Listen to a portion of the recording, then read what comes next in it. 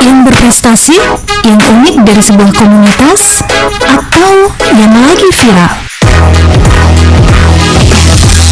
Apa, siapa, dan bagaimana itu? Selalu saja ada kejutan di pojok tamu. Sebuah sajian dialog interaktif yang dikemas secara santai dan menarik, mengupas tuntas sisi terdalam dari sosok yang dihadirkan. Simak program talkshow interaktif Pojok Tamu setiap hari Kamis jam 12 sampai dengan 1 siang. Hanya di 104.1 Radio Suara Jombang FM.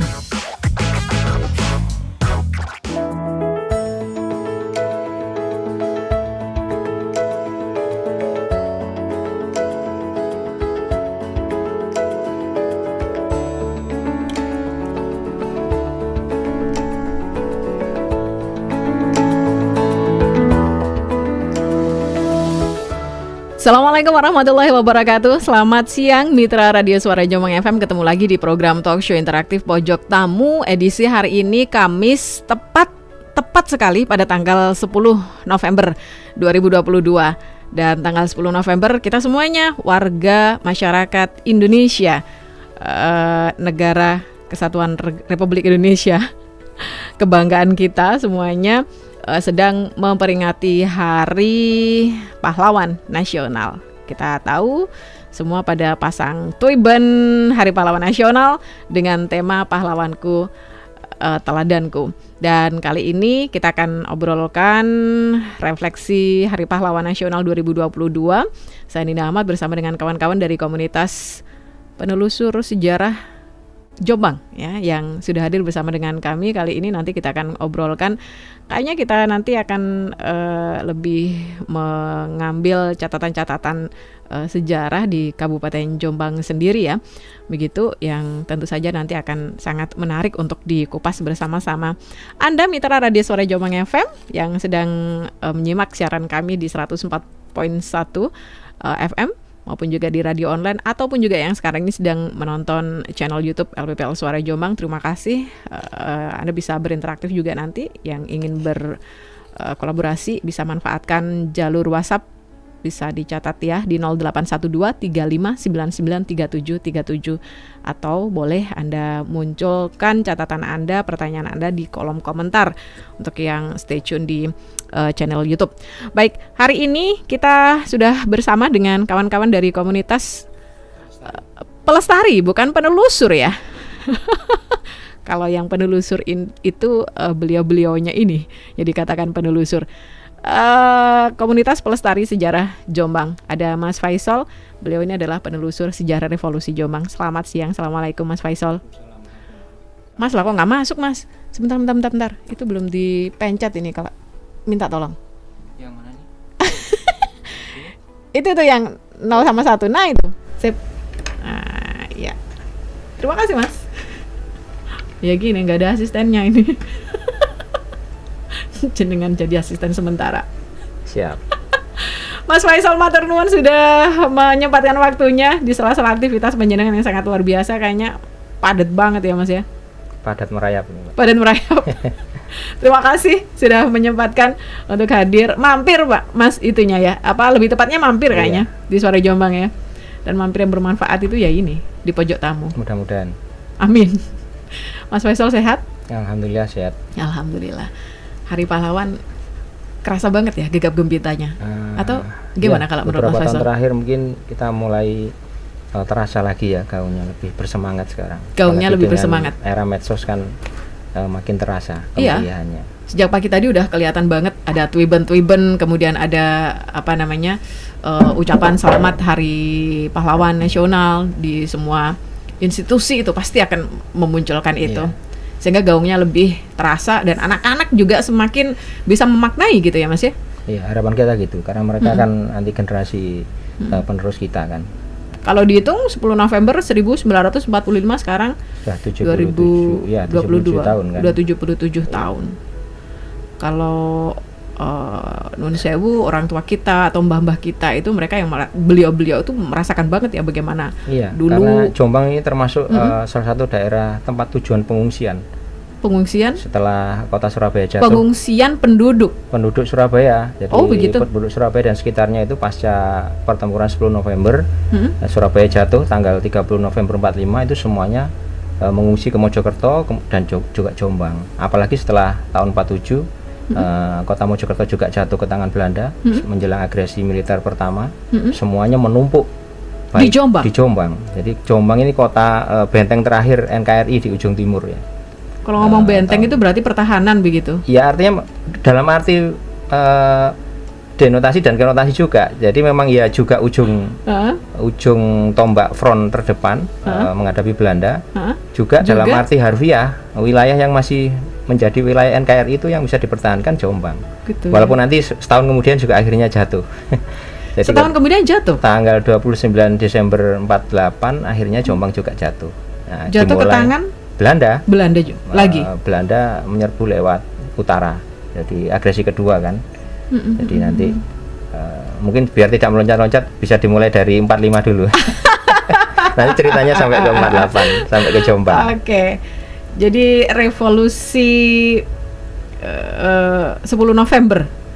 Apa itu istilahnya? Iya, 10 jadi kan November itu yang ikonik itu kan Bung Tomo. Iya, jadi setelah Bung Karno dan Bung Hatta memproklamasikan kemerdekaan kita 17 Agustus 45, itu kan negara istilahnya tidak baik-baik saja. Betul. Jadi jangan seperti yang kita saksikan di teatrikal gitu ya.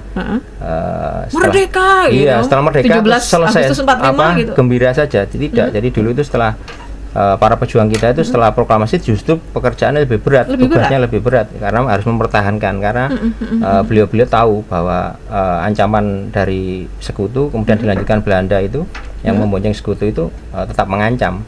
Makanya setelah proklamasi nanti disusul ada insiden bendera tanggal 19 September 45 di Hotel Yamato Surabaya itu. Nah, itu kan didahului sehari sebelumnya kan mendarat sekutu dan Belanda yang membonceng.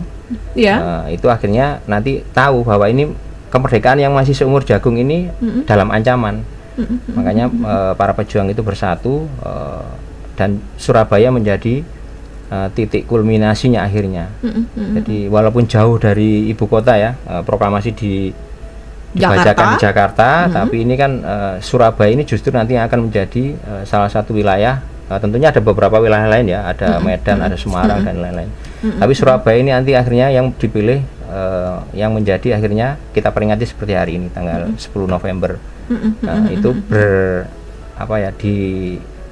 dinisbatkan pada peristiwa pertempuran 10 November 45. Jadi setelah urut-urutannya setelah proklamasi ada insiden bendera 19 September 45 di Hotel Yamato, kemudian nanti ada sekutu datang, kemudian ada pertempuran 3 hari, 28, 29, 30 Oktober 45 yang itu di mana?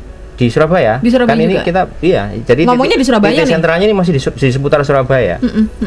Yang berakibat kematian dari Brigjen Malabi itu kan. Itu yang memicu kemarahan sekutu sehingga mengeluarkan ultimatum tanggal 9 November apabila nanti besok paginya tanggal 10 November 45 jam 6 pagi rakyat Surabaya tidak menyerahkan senjatanya, maka kota Surabaya akan dibombardir. Nah, itulah yang menjadi titik awal rangkaian peristiwa-peristiwa sebelumnya itu akhirnya berpuncak pada pertempuran 10 November. Jadi 10 November itu adalah puncak pertempuran. Iya, karena sebelumnya sudah ada insiden bendera, kemudian ada pertempuran yang 3 hari di bulan Oktober, kemudian itu nanti akhirnya terjadilah pertempuran 10 November. Oke. Dan itu dikenang sampai dengan sekarang dan diperingati sebagai Hari Pahlawan. Iya. Nah, mungkin beberapa adik-adik kita generasi muda jangan sampai berpikir bahwa pertempurannya itu hanya sehari ya. Nah, iya. Mbak Linda kira-kira begitu juga? Selama ini pikirannya kira-kira? Dulu ya. Jadi pertempuran 10 November itu berlangsung selama 3 minggu, selama 20 hari non-stop. 3 minggu. 20 hari non-stop. Ini boleh diceritakan. Jadi 3 minggu itu mulai dari yang sebelum 10, itu, yang Oktober itu? Bukan. Jadi mulai 10 November mulai 10 saja. November itu. Jadi kalau yang pertempuran 3 hari di bulan Oktober itu kan pejuang kita kan menghadapi pasukannya anak buahnya Malabi kan. Nah, kemudian mereka sebenarnya sudah terdesak mau kalah. Kalau tanggal 30 itu nggak mau, mereka nggak mau berunding, iya, memanggil Bung Karno ke Surabaya, habis pasukannya Malabi itu akan habis. Tapi mereka bersiasat memanggil Bung Karno untuk berunding. Kemudian kita kan harus menghormati itu sehingga pertempurannya dihentikan. Tapi ternyata yang mungkin sudah jalannya sejarah, justru ketika Brigjen Malabi mau mengabarkan hasil kesepakatan gencatan senjata itu, malah terbunuh kan.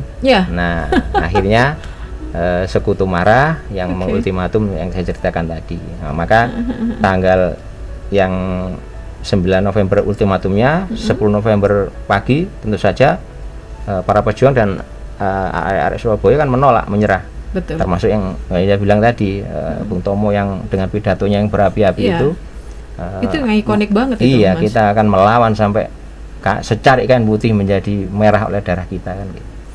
Nah itu akhirnya jam 6 pagi dibombardir benar-benar oleh sekutu karena nggak mau menyerah kan. Nah itu pertempurannya terus selama 20 hari sampai akhirnya mulai dari tanggal 10, 11, 12 sampai 20 hari setelah itu, sampai nanti tanggal 30 November akhirnya kota Surabaya jatuh dan para pejuang harus mundur.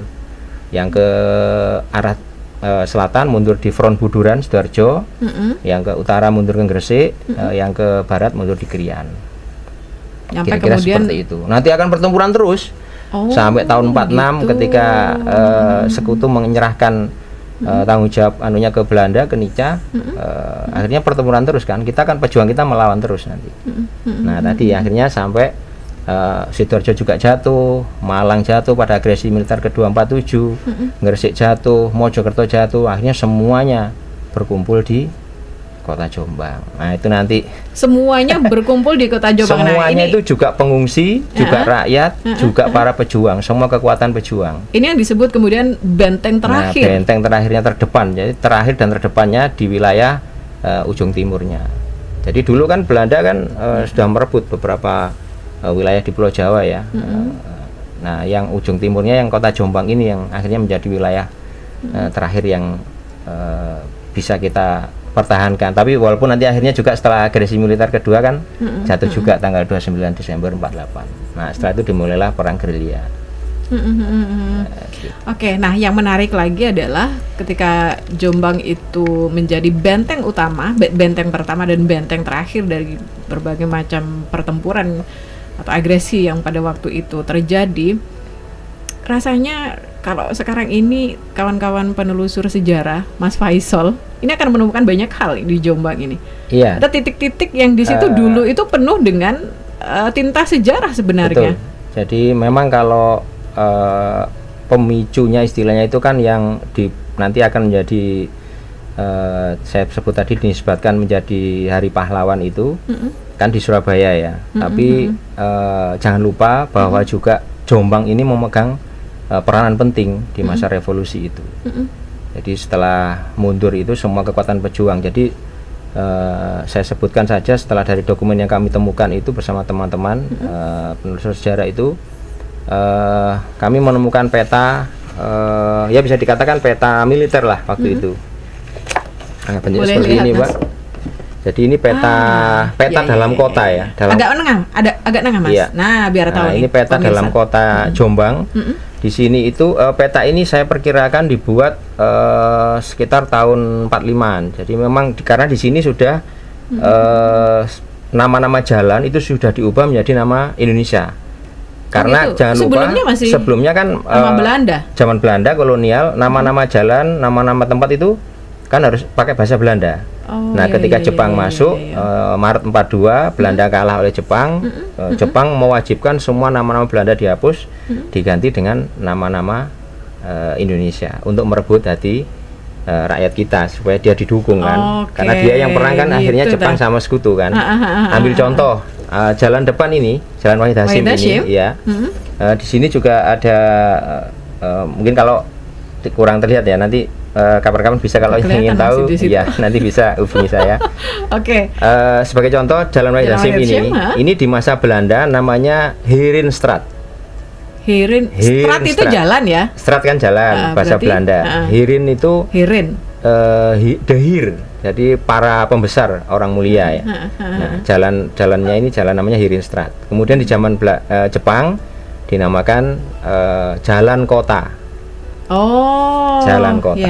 Ya. Kemudian nanti setelah itu baru dinamakan Jalan Wahid Hasyim. pasca kemerdekaan Jalan ke Wahid Hasyim sampai sekarang. Itu tahun berapa?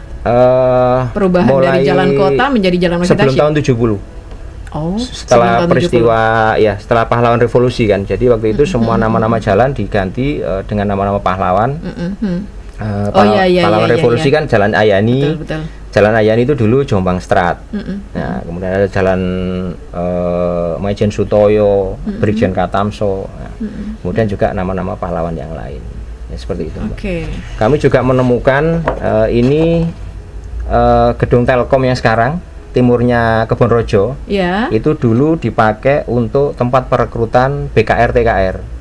Nah, pejuang. BKR TKR ya, itu sebelum TNI jadi lah, TNI kan. gini ya. Sebelum jadi sekarang. TNI kan cikal bakalnya TKR. Nah, 5 Oktober 45 itu dibentuk TKR kan. Nah, nanti itu tempat apa Mas kebanyakannya? Saya lupa. BKR. Badan Keamanan Rakyat. Badan Keamanan Rakyat. Ya, sebelum kalau TKR Tentara Keamanan Rakyat sebelum ya. Kan waktu itu terkenal kan kutipannya Jenderal Sumoharjo kan, masa negara nggak punya tentara. Ya, karena hanya punya badan keamanan. Nah, makanya gitu. tanggal 5 Oktober 45 dibentuklah TKR yang sekarang diperingati sebagai Hari TNI. Ya, dulu Hari ABRI, sekarang Hari TNI. Sepertinya kita menemukan ini sumbernya buku yang ditulis resmi ini, Pak, buku produksi Pemkab Jombang tahun 91. Baik. Jadi dulu tahun 91 itu Pemkab Jombang membentuk tim ya untuk menuliskan sejarah perjuangan rakyat Jombang itu. Nah, salah satunya itu tadi kita di situ ada beberapa ini tadi ya yang gedung Telkom ya, timurnya Kebonrojo ya. Ada juga ini gedung yang timurnya Kodim. Timurnya Kodim ada bangunan tua gedung itu. Kosong itu ya? Ya, sekarang kosong. Itu kayaknya masih pancet itu? Iya, sekarang masih tetap. Masih tetap bentuknya, jadi, maksudnya dulu ini gitu. Sempat dijadikan markas salah satu badan kelaskaran perjuangan namanya Pesindo PRI ya, Pemuda Republik Indonesia. Kemudian dijadikan juga tempat markas perwira. Ya, kita sama teman-teman menemukan seperti itu, masih banyak nanti lokasi-lokasi yang lain seperti ini. Apalagi, yang Mas? sekarang menjadi SMA 1 bekas rumah asisten residen Belanda. AR asisten residen itu gedungnya yang sekarang menjadi SMA 1. Ya, dulu itu tempatnya Resimen 32 pimpinan Pak Kertarto. Pahlawan lokal kita yang sangat terkenal di Jombang, Brigjen Kertarto, yang sekarang menjadi Brigjen Kertarto ya. Jadi beliau dulu Brigjen Kertarto itu pahlawan lokal. Iya, karena kan kita ada pahlawan nasional kan. Nah, pahlawan nasional dari Jombang ada berapa, Mas? 3 kan sekarang. 3. Karena kemarin yang pengusulan untuk Kiai Bisri belum berhasil kan tahun ini ya. Sebelumnya yang sudah berhasil dari Jombang yaitu Mbah Hasyim Asy'ari, kemudian Kiai Wahid Hasyim. Yang terakhir tahun 2014 Kiai Wahab Hasbullah kemarin. Nah, Gus Dur belum ya? Gus Dur juga belum. Belum. Mudah-mudahan nanti karena tahun ini belum berhasil, tahun depan kita punya pahlawan nasional keempat Mbah Bisri dari Denanyar. Karena sudah diusulkan sejak tahun 2020. Nah, itu tadi yang Brigjen Kertarto itu. Nah, Brigjen Kertarto itu di tahun 45 itu sampai di masa revolusi ya, beliau memimpin pasukan yang tergabung dalam namanya Resimen 32. Jadi membawai semua kekuatan militer di wilayah ex Karisidenan Surabaya. Jadi 5 kabupaten, Mbak. Surabaya, Gresik, Sidoarjo, Mojokerto, Jombang. Nah, semuanya itu di Jombang tadi kan, semuanya kan mundur di sini dulu. Nah, seperti itu. Yang sebelumnya berjuang di Surabaya, Mojokerto, Gresik, Sidoarjo, akhirnya kan semuanya menumpuk di Jombang. Tapi Brigjen Kertarto itu sudah termasuk tercatat sebagai pahlawan nasional? Belum. Oh, belum ya? Belum. Jadi beliau itu masih, ya makanya saya sebut tadi pahlawan lokal ya. Karena belum menjadi pahlawan nasional.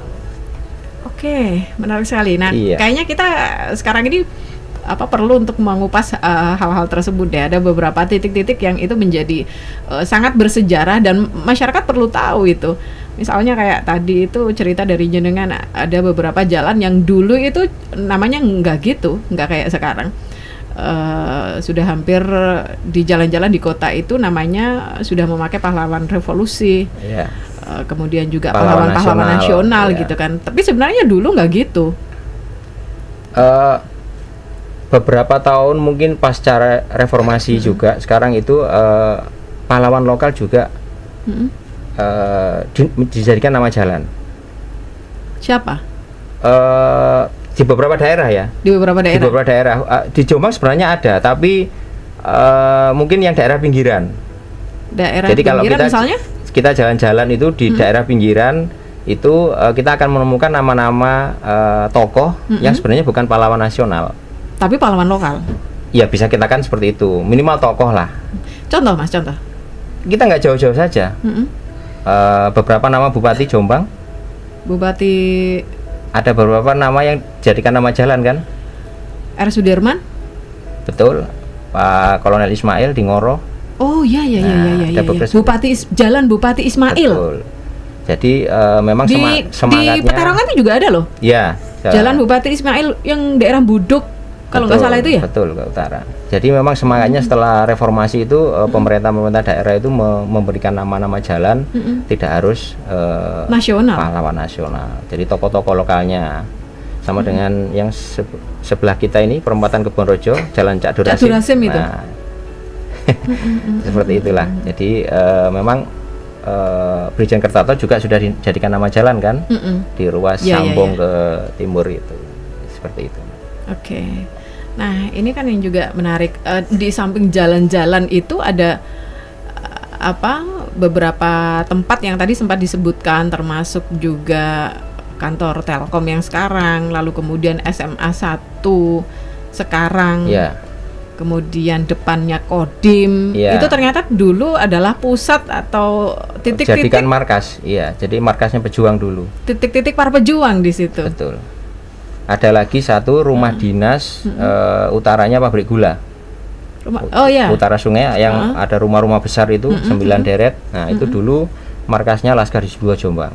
Markas Laskar Laskar Hizbullah. Jombang, iya. Jadi dulu tempat markasnya di situ. Kalau disebutkan satu persatu mungkin Banyak ya? Iya. Sebagai contoh aja. Kemudian ada markas Angkatan Laut. Jadi Angkatan Laut juga sampai ke sini. Karena kan lautnya di Kok Surabaya dikuasai sama Belanda Oh kan. gitu. Nah, Angkatan Laut itu kita akhirnya temukan. jalannya larinya ke sini. Iya. Jadi Angkatan Laut yang sekarang menjadi TNI AL itu markasnya itu di Jalan RI Marta Dinata. Yang dulu namanya Jalan Veteran. Utaranya Makam Pahlawan. Oh iya iya Nah, iya. di situ ada yang sekarang menjadi rumah pajak, rumah dinas pajak. Itu dulu markasnya AL. Nah, seperti itu. Oke. Kira-kira kalau dulu ya masih belum kayak gini, masih belum kayak sekarang Kondisinya ya. masih sama rumahnya. Oh, rumahnya Kebetulan masih itu sama? masih asli. Ya mungkin dipoles pagernya atau apa ya. Tapi untuk lokasinya dan kayaknya fasadnya masih asli. Kemudian ada lagi gereja ini GKJW Kaliwungu. Nah, itu sempat dipakai 5 bulan oleh pasukan Mastrip, tentara pelajar. Nah, Mastrip itu apaan sih, Mas? TRIP sebenarnya Mastrip itu berasal dari TRIP, Tentara Republik Indonesia Pelajar. Oh. Nah, karena orang-orang kita dulu kan nyebutnya Mastrip karena beliau-beliau kan waktu itu masih pelajar ya, usia belum 20 tahun kan, masih Tentara muda. Republik Indonesia Pelajar. Betul. Itu singkatan gitu ya. Singkatan TRIP. Nah, mereka memanggilnya Heeh. Mas Tentara. Mas, Mas Trip, alah, Trip. ya Allah, gitu. ya, Makanya ya, dia ya, menjadi ya, Mas ya, Trip. ya, Jadi ya. Trip sama Mas Trip sama sebenarnya. Nah, makanya karena Jombang ini sempat dipakai untuk itu, maka didirikanlah monumen Mastrip. Mastrip kan, Makanya monumen Mastrip itu ada kayak pegang buku kan. terus kemudian ada kayak tentaranya gitu. Iya, Saya mikir gini, karena mereka ini maksudnya gimana semboyannya sih itu kan ini? berjuang dan belajar. Oh Jadi tetap gitu. sambil Jadi Mas walaupun- Tentara zaman iya, dulu. Zaman panggilan menjadi Mas Trip. Mastrip. Iya. Ya. Kemudian juga sekarang yang diabadikan sebagai nama perpustakaan juga, perpustakaan Mastrip. Wah, ternyata Mastrip itu punya arti Tentara Republik Indonesia Pelajar. Ya. Mastrip, kakak tentara. Iya. Oke, baik, terima kasih teman-teman yang sudah bergabung melalui jalur komentar YouTube. Terima kasih. Ada Mas Gambit Airsoft, kemudian Bang Jo Tactical, ada Bang Jo Tactical juga. Terima kasih ini menyampaikan catatan-catatan ini ya, jalan-jalan itu memang kalau dilihat dari sejarahnya juga akan sangat panjang sekali. Nah, termasuk beberapa titik-titik yang lain yang ada di Kabupaten Jombang yang menjadi tempat-tempat bersejarah karena dulu menjadi titik pelarian dari para pejuang kemerdekaan, pasca kemerdekaan ya, pejuang pasca kemerdekaan. Karena sudah lebih dari tahun 45. Namanya pejuang pasca kemerdekaan atau pejuang agresi atau apa tuh? Kalau istilahnya. Bapak-bapak pejuang kita itu kan ada namanya veteran ya. Nah, veteran itu ada yang veteran 45, ada veteran yang jadi ada klasifikasinya. Saya mungkin lupa kurang tepatnya. Intinya ada veteran penegak atau apa satunya. Jadi yang veteran 45 itu merebut dan mempertahankan kemerdekaan. Kemudian nanti ada veteran yang berjuang setelah tahun 50, seperti memadamkan pemberontakan RMS, kemudian PRRI, Promesta itu, DITI. Nah itu veteran yang istilahnya bukan veteran 45. Apa itu Mas istilahnya? Saya lupa. Pokoknya itu tadi ada veteran penegak atau sama satunya apa gitu. Pokoknya intinya yang satunya tuh veteran 45. Kita biar mudah aja. Veteran 45 berarti yang berjuang di masa revolusi. Mereka itu bertempur di sekitar tahun 45 sampai 50 itu. Nah, yang veteran yang satunya itu yang berjuang menegakkan NKRI. Jadi memadamkan pemberontakan kan, RMS, PRRI di Sumatera itu. Nah, itu seperti itu bedanya dengan yang veteran 45. Itu kalau zaman di pemberontakan di luar Indonesia, di luar Jawa, kayak di Sumatera, kemudian juga di daerah-daerah Maluku, yang lain itu. Kalau di Jawa ada juga kan ya? Kalau di Jawa ya ada DITI itu. DITI di Jawa Barat itu. Kalau di Jawa Timur, Jombang? Jombang ada, yang ada kan Blitar Selatan. Blitar PKI itu? Iya, era PKI. Sekitar tahun 67 itu ada operasi terkenal di sana namanya Operasi Trisula. Itu tahun 67. Tapi nyampe merembet ke Jombang? Ya Jombang sempat di tahun itu kan ada terimbas juga kan. Terimbas. Iya. Terimbas gitu ya. Terimbas. Ya. Nggak sampai jadi markas begitu. Ya mungkin juga. Tapi yang paling kan sampai ada operasi militernya kan yang di Blitar itu. Mas, balik lagi ke catatan-catatan sejarah tempat-tempat yang bersejarah ini menarik juga untuk diungkap. Tadi sempat Mas Faisal bercerita tentang Gang Suling. Ya. Gang Suling itu kalau nggak salah, suling itu kan yang suara nging gitu kan? Kita ada 2 suling ya istilahnya. Itu nama resminya air siren. Bahasa Inggris air udara ya, air sirene udara. Sirene udara. Ya. Oke. Satunya di atas menara di gardu anim, gardu bekasnya listrik di pojoknya. Sudah Mas, jenengan kalau bilang anem gitu. Iya, anem itu listrik. Listrik kan? Cagak anem, cagak listrik gitu. Betul. Ini sekarang udah nggak ada loh bahasa anem itu. Nggak ada, itu yang generasi di atas 2000 udah nggak kenal itu. Nggak kenal itu anem. Jadi anem itu adalah PLN-nya zaman Belanda. Sebelum menjadi PLN. Kenapa dibilang anem? Anem itu singkatan. Oh, kayak trip begitu. Tadi. Iya. Anem itu singkatan kayak PLN begitu. Betul. Anem itu Algemene Nederlands Indies Elektris Maskapis. Ya, kira-kira itulah. Wih, boys aslinya Mas. Ya, apanya itu aja. Cuman kalau dulu bilangnya cagak anem tuh kayaknya masih desa banget gitu. Ya. Tapi ternyata tuh boys loh. Tidak cagak anim gitu. Yeah. Nah, kita punya 2 gardu anim yang dekat pendopo, sama yang di Gang Suling, jalan tembus sawan sampai ke Ayani itu kan. Nah, dua-duanya air siren itu masih berfungsi sampai sekarang kan? Sekarang kalau difungsikan kan pas biasanya Ramadan. Pas waktu itu pas Ramadan. Pas puasa kan. Pas 17 Agustus itu biasanya kan juga dibunyikan. Kalau 17 kok kurang tahu saya. Kayak yang 10 yang Tahunnya itu pas puasa. detik-detik itu. Mungkin ya, tapi yang saya tahu pas puasa yang jelas. Pas puasa pasti ya? Buka puasa sama sahur, imsak. Nah, Suling. Itu. Nah, air siren itu adalah sebenarnya mulai ada sekitar tahun 37 menjelang Perang Dunia Kedua.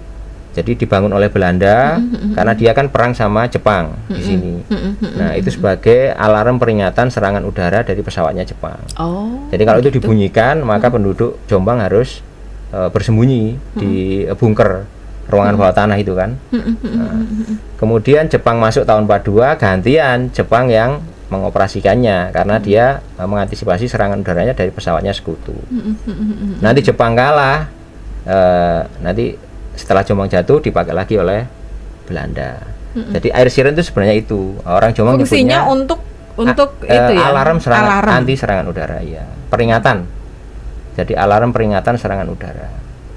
Jadi ini sangat berfungsi banget ya untuk penduduk waktu itu. Iya, karena saat itu Jepang juga sampai memuatnya di koran yang sudah kita temukan ini. Oh ya? Ini cara membunyikannya alarm air siren tadi, gang suling itu. Percobaan membunyikan sirine pada 5 November. Iya, pada tanggal jadi 5 ini November. ada tata caranya ya. Kayak di kampung-kampung kan ada kentongan itu. Oh ya. Nah, kalau dibunyikan kebakaran tuh tong tong tong tong tong tong. Berapa kali gitu Nah, kan? dulu Jepang juga sudah membuat aturannya seperti ini. Alarm itu air siren itu dibunyikan bagaimana, berapa kali, selama berapa menit, itu ada aturannya. Kalau mendengar ini maka penduduk harus segera gitu? berlindung, ya seperti itu. Itu apa Mas itu? Ini dari potongannya koran yang terbit di zaman Jepang, Asia Raya. Oh, koran waktu Iya, itu. Waktu itu yang terbit di masa pendudukan Jepang. Menarik sekali nih. Iya. Masih ada ya? Kebetulan ini sekarang saya dapatkan kan di arsipnya ANRI. Arsip Nasional Republik Indonesia. Oh, iya. Websitenya sudah di open access. Teman-teman mungkin yang generasi muda Jombang yang tertarik bisa mengakses di situ. Jadi nanti kita dapatkan dokumen-dokumen yang cukup berharga. Asal ya sabar. Karena berapa edisi kan, berapa ratus edisi itu, mulai 42 sampai 45. Ya, sudah diunggah semuanya, sudah open access gitu namanya. ya? Iya. Jadi tidak berbayar, tidak pakai password, tidak pakai apa, sudah open access. Zaman dulu siapa ya yang mendokumentasikan gitu? Negara? Iya ya, mungkin kan ANRI kan tuh banyak juga mendapat hibah dari pihak-pihak ya. Jadi mereka menyerahkannya, kalau dirawat sendiri mungkin kurang bagus, nanti khawatir rusak, hilang, maka menyerahkan kepada negara. Melalui ANRI itu. Nah, ini salah satu contohnya, saya mumpung ingat Mbak, karena kita memperingati Hari Pahlawan ya, 10 November itu ditetapkan oleh Presiden Soekarno melalui keputusan Presiden nomor 316 tahun 59. Tahun 1959. Tertanggal, jadi kepresnya ini tertanggal 16 Desember 59. Jadi secara resmi itu pakai kepres ini, peringatan 10 November itu. Nah, dulu itu namanya hari-hari nasional yang bukan hari libur. Makanya sampai sekarang kan juga Hari Pahlawan tidak tanggal merah kan, tidak libur kan. Nah, di dalam ketetapannya itu ditulis iya, sebagai hari-hari nasional yang bukan hari libur. Bukan hari libur. Jadi itu berlaku sampai sekarang. Hari Pahlawan itu ditetapkan bersama Hari Pendidikan Nasional, tanggal 2 Mei. Ya. Kemudian ada Hari Kebangkitan Nasional, Hari Angkatan Perang, Hari Sumpah Pemuda, Hari Pahlawan, dan Hari Ibu. Jadi dulu ada 6 peringatan hari yang ditetapkan melalui Kepres ini. Tapi walaupun ini ditetapkan mulai tahun 59, sebenarnya setahun sebelumnya itu Bung Karno sudah ada, kita dapatkan arsipnya di ANRI itu, melakukan upacara peringatan Hari Pahlawan di Bali.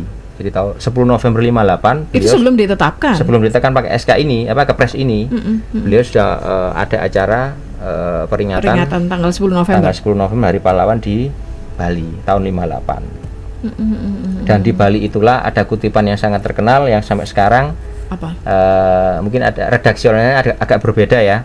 Kalau sekarang kan mungkin yang sering ditulis itu kutipan beliau yang terkenal adalah bangsa yang besar adalah bangsa yang menghargai jasa pahlawannya. Nah, sebenarnya kutipan yang asli, nah, ini dulu di Bali itu ada tulisannya, bannernya di depan podium kehormatan beliau itu bunyinya begini: bangsa yang menghormati pahlawannya adalah bangsa yang besar. Wah. Itu kutipan aslinya. Nggak tahu untuk mulai tahun berapa kok sekarang geser menjadi dibalik, bangsa yang besar adalah bangsa yang menghormati pahlawan. Itu masuk kategori apa ya? Disinformasi apa ya? Tapi ya secara sih sebenarnya tidak. Tapi maknanya masih tidak berubah kan ya. Cuman redaksi kalimatnya itu ya hanya dibalik yang berubah begitu. Ya. Dibalik. Oh, aslinya begitu, Mas? Ya, itu dokumen yang kita dapatkan. Ulang lagi, Mas. Bangsa yang kebalik ya? Ya, kalau sekarang kan bangsa yang besar, adalah bangsa yang menghormati pahlawannya. Kutipan aslinya, bangsa yang menghormati pahlawannya adalah bangsa yang besar. Ini kutipan aslinya. Oke. Ya. Mas Faisal banyak menemukan hal-hal seperti itu kah? Ya, satu lagi kutipan dari Parian yang terkenal, tokoh ludruk dari Jombang, Cak Durasim, yang namanya Bekupon Omae Doro itu. Cak Durasim kan asli Jombang. Beliau berkarir istilahnya ya, cari nafkahnya dari panggung ke panggung, siaran radio seperti ini juga, Mbak. Jadi sejak zaman Belanda tahun 37 itu Cak Durasim, seniman ludruk itu sudah siaran di radio Surabaya. Nah, itu banyak mungkin mengisi. Di radio sini juga? Belum ada kayaknya ini. Belum ya? Bukan. Yang cikal bakalnya Suara Jombang. Iya, RKPD zaman dulu. Juga. RKPD kan masih tahun sekitar 70.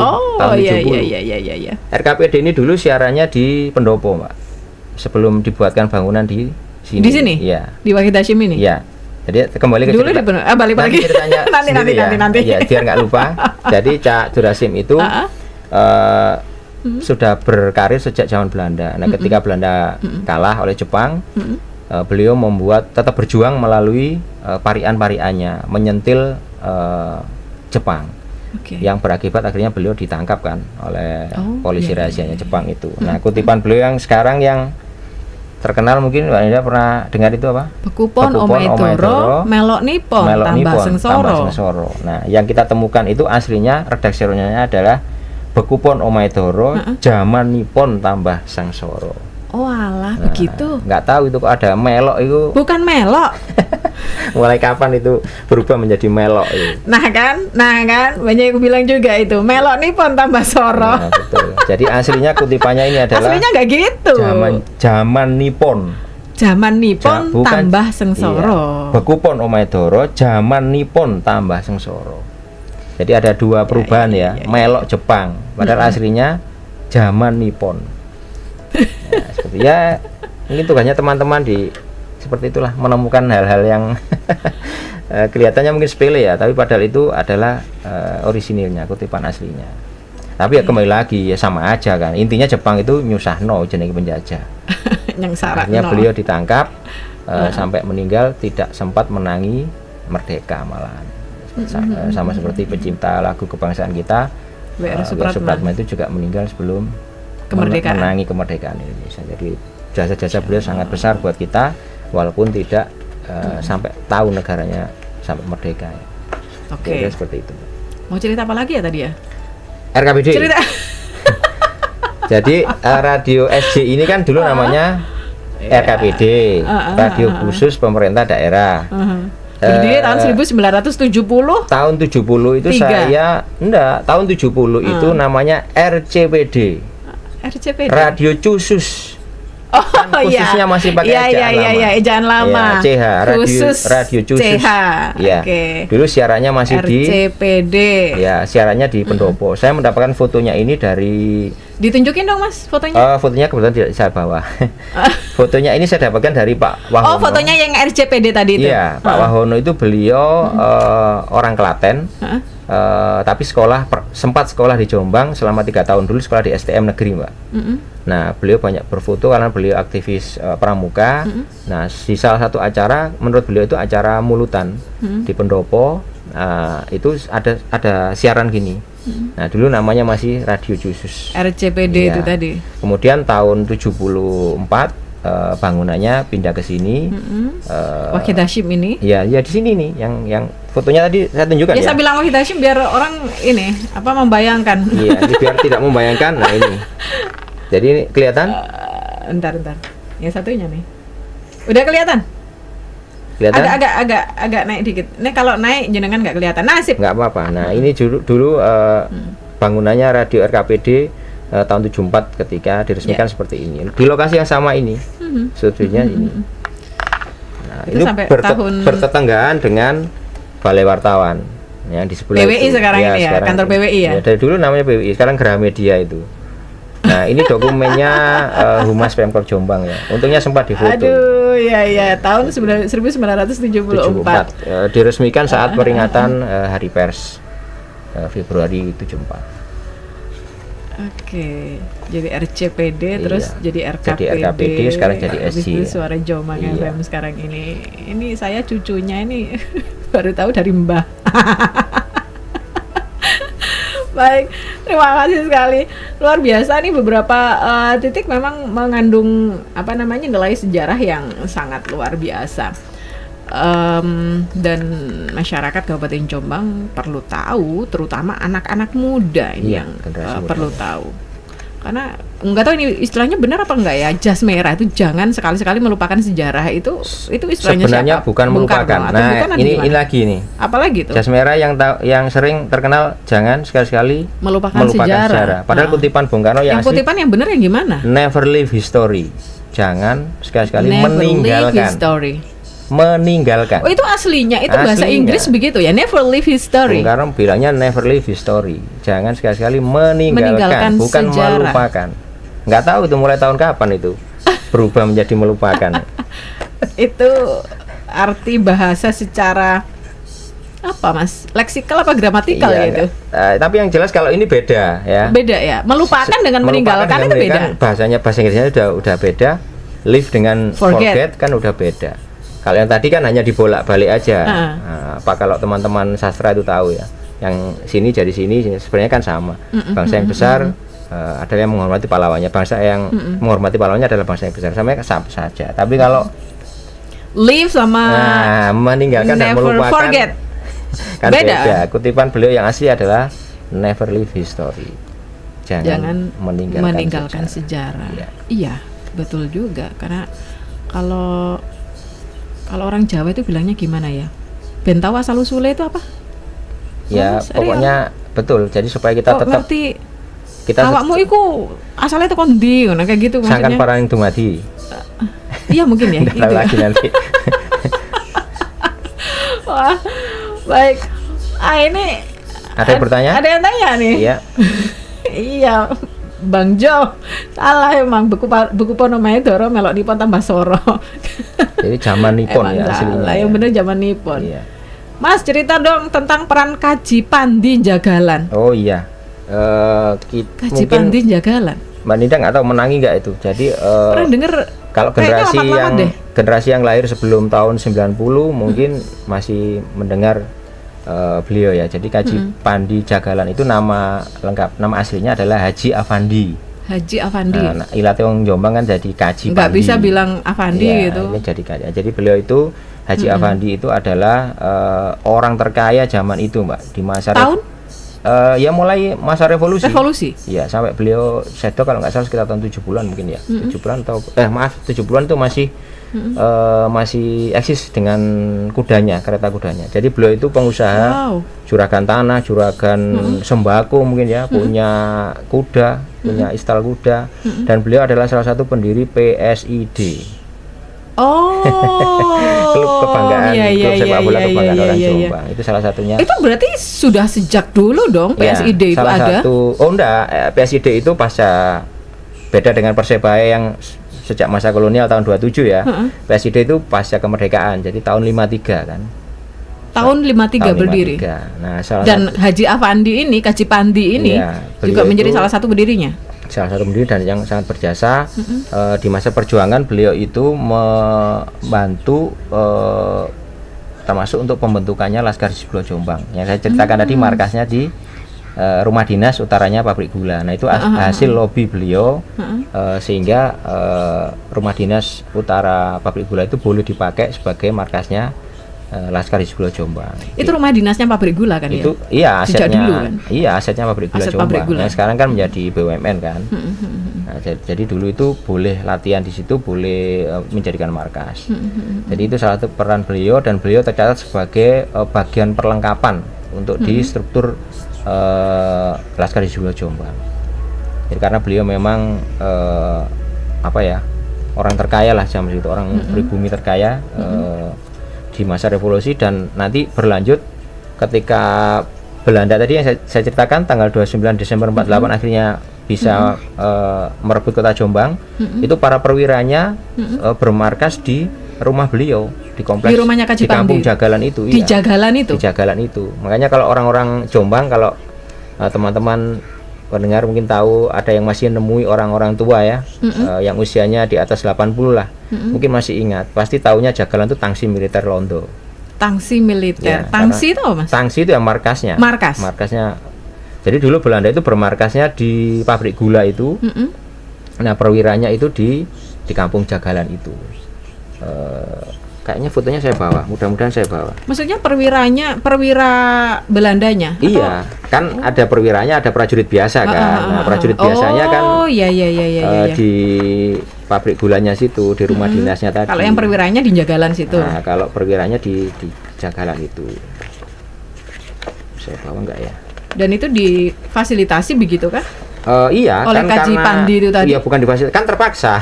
Oh, bukan Kan difasilitasi tapi terpaksa. Iya, kan dibawa todongan senjata. Begitu. Iya, kan penjajahnya masuk.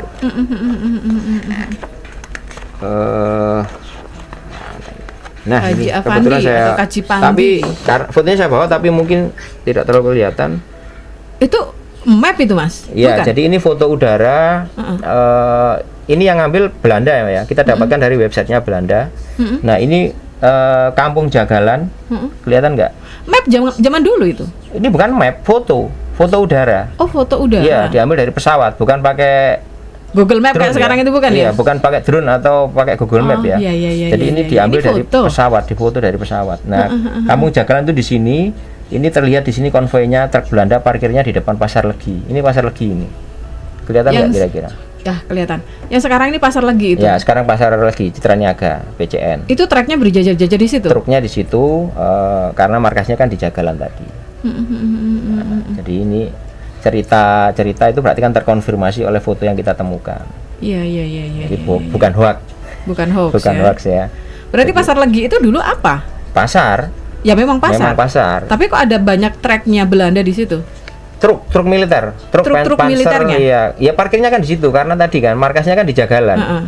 Jadi, Jagalan kan depannya betul, Pasar Legi. Betul. Nah, truknya itu berjajar di Jalan Raya. Oh, di Jalan Rayanya iya, yang di Jalan Ahmad Yani Raya. sekarang ini. Iya, Jalan Raya itu.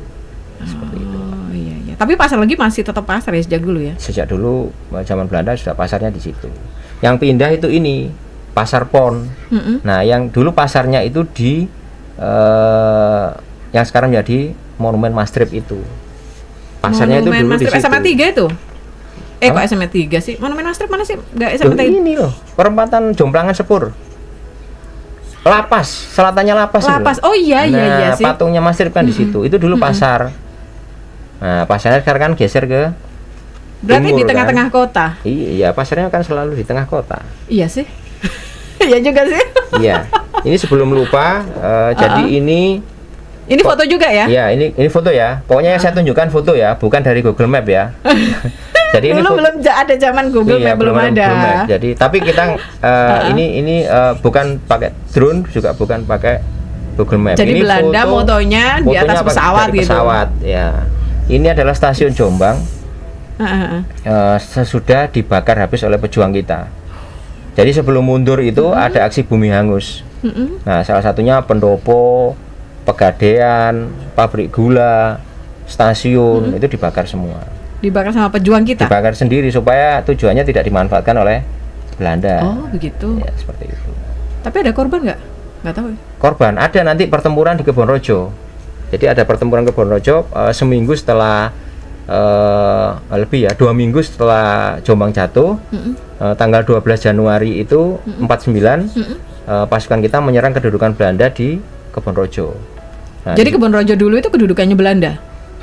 ya Belanda kan menempati di mana-mana kan, di semua kota kan.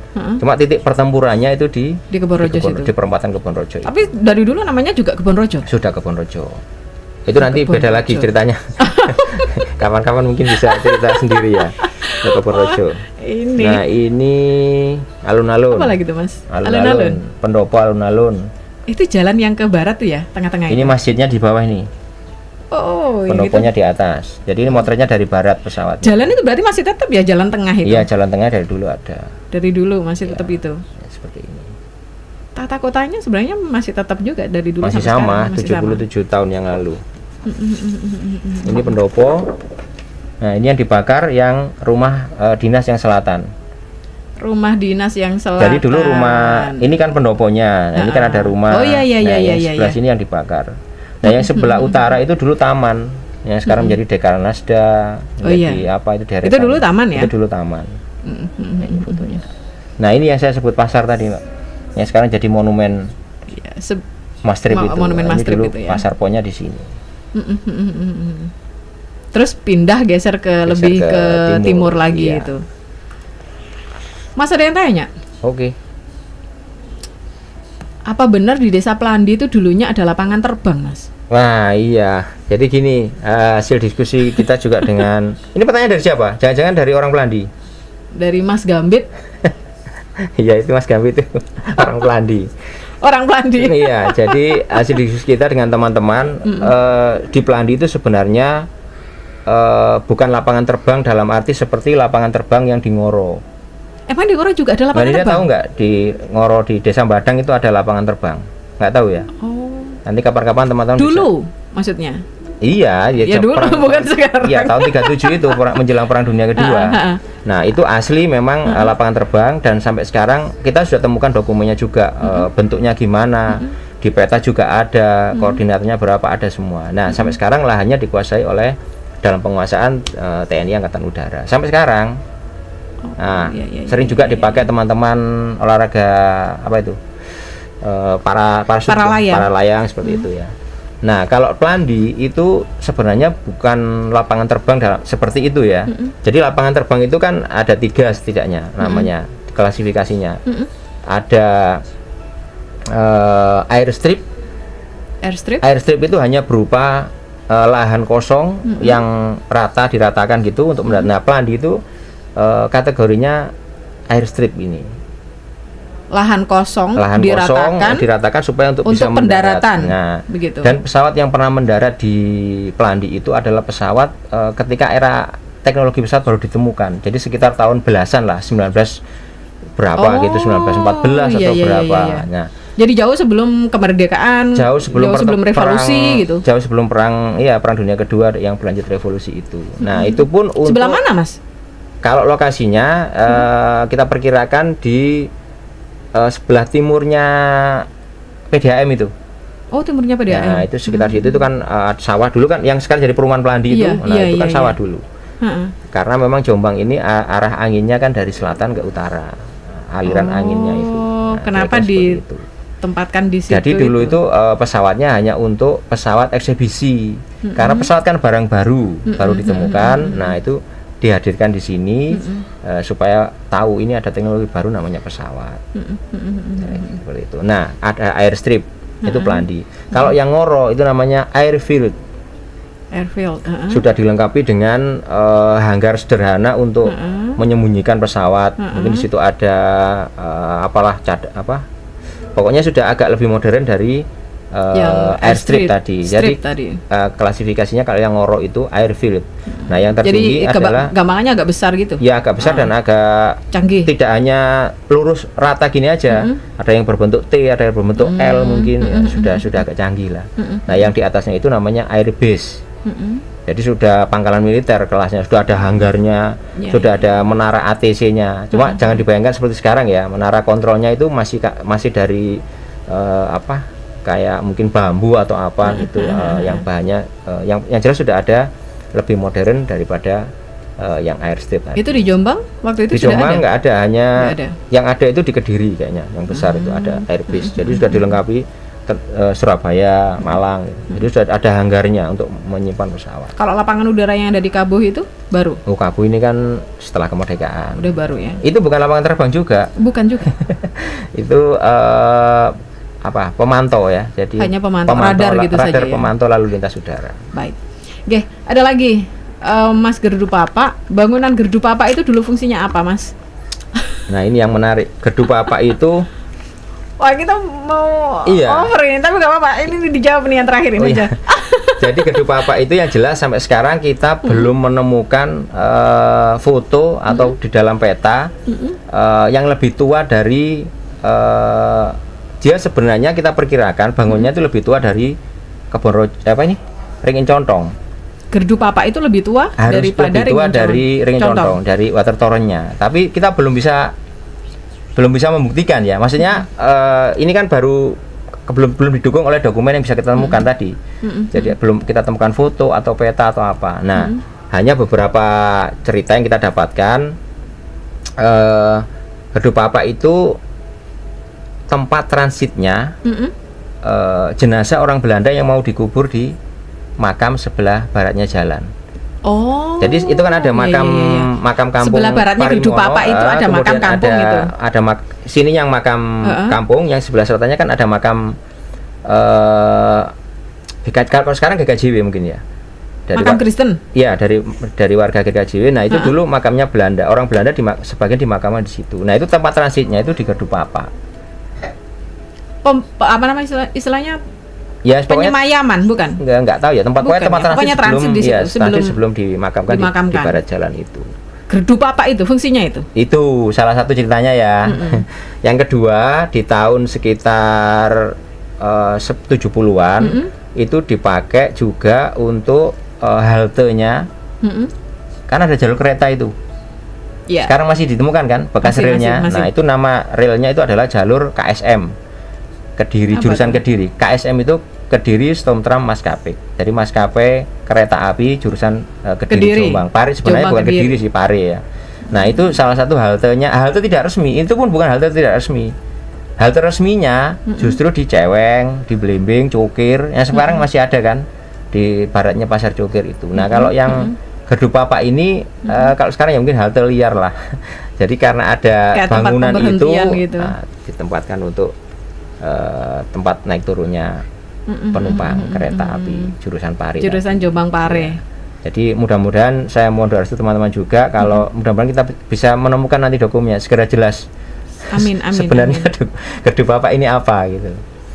Kalau bangunan sejenis ada di Jawa Barat di Jawa Tengah. Bentuk gitu? Gerdu Papa gitu. Iya, seperti itu ada yang bilang itu sejak zaman VOC. VOC itu padahal sebelum 1800 ya. Iya. Kemudian ada yang macam-macam lah. Tapi memang unik sejauh ini yang saya tahu di seluruh Jawa Timur hanya ada di sini yang tersisa.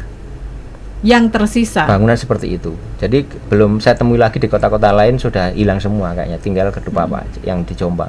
Kalau di Jogja dan di Jawa Tengah masih banyak yang seperti ini. Mas, tapi itu bangunan Gerdu Papa dari dulu ya memang begitu ya? Kayaknya enggak. Apa sudah di dulunya enggak kayaknya. Dulunya enggak gitu. Beberapa tahun yang lalu dari teman-teman BPCB kalau nggak salah yang Trawulan itu sempat menggali digali itu di Gerdu Papa itu. Iya, digali berharap menemukan petunjuk. Ternyata nggak ada juga. Jadi nggak ada petunjuk tahun dari masa mana gitu, belum ditemukan. Jadi sampai sekarang juga belum bisa dipastikan itu dibangun tahun berapa dan fungsinya apa.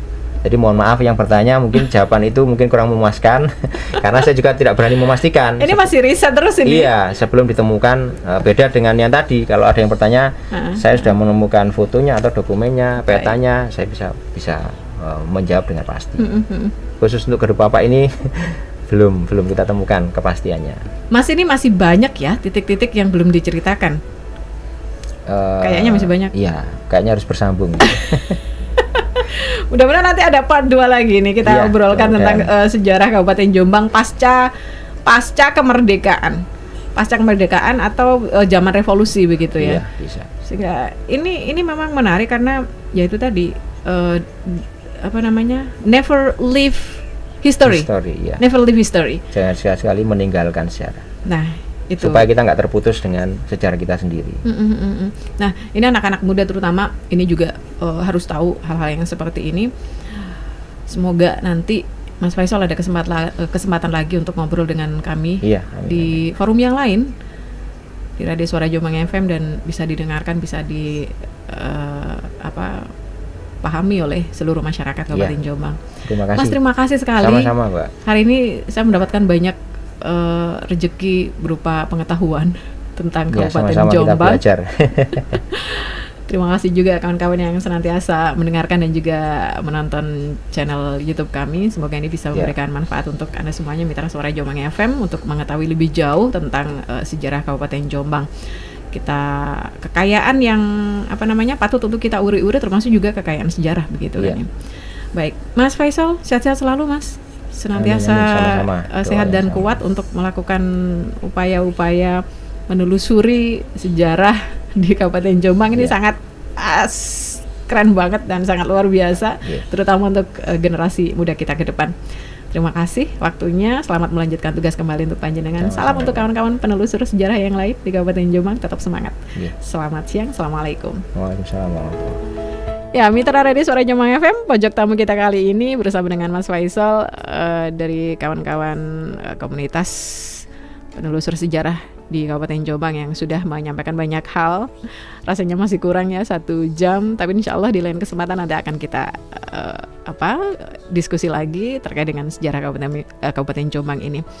Menarik sekali dan perlu juga masyarakat semuanya tahu akan hal ini. Jangan lupa like, subscribe, dan bagikan catatan-catatan menarik di talkshow interaktif kita setiap hari yang selalu muncul di kanal YouTube LPPL Suara Jombang. Terima kasih mitra Suara Jombang FM semuanya. Saya Nina Ahmad, mohon maaf dan mohon pamit undur diri dari ruang dengar Anda. Terima kasih, selamat siang. Wassalamualaikum warahmatullahi wabarakatuh.